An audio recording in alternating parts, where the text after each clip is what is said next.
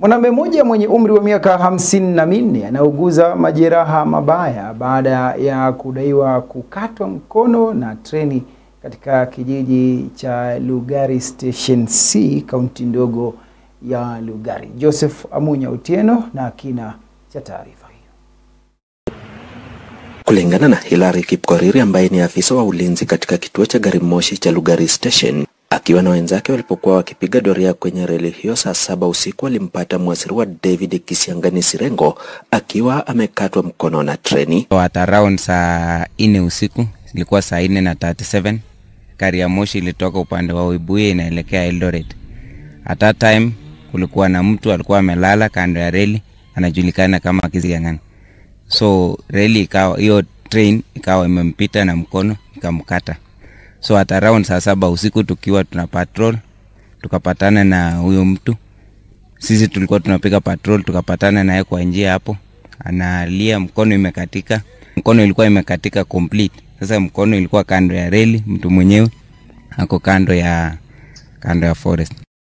Mwasiriwa David Kisiangani anadaiwa kwa mlevi chakari wakati wa tukio hili, haya yakithibitishwa na watawala wa eneo hili Jenny Nangeni na Matilda Kulecho. Ilikimbia mbio, nikakuja nikapata kweli mkono ingali kwa reli imekatika kabisa.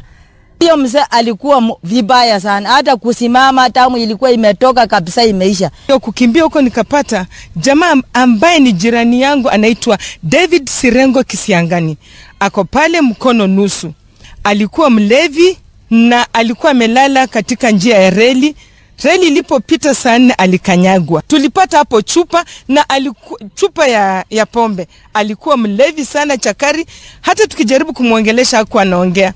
Alifaint juu ikiwa accident ilifanyika saa 4, anapatikana saa 9, saa 7 hapo. Saa 9 ndio anaokolewa. Damu ilikuwa imevunjwa sana. Kwa sasa wito unazidi kutolewa kwa wakazi wa eneo hili, hasa walevi, kukoma kukaa kwenye reli hiyo. Mchunge sana kukaa kwa reli. Mnakaa kwa reli, accident ikifanyika nyinyi ndio mtachukuliwa makosa.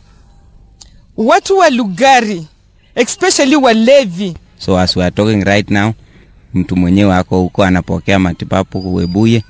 Baada ya matibabu atachukuliwa hatua kwa kuwa ni yeye amesababisha disturbance kwa gari ya moshi. So railway from there imechukua hatua.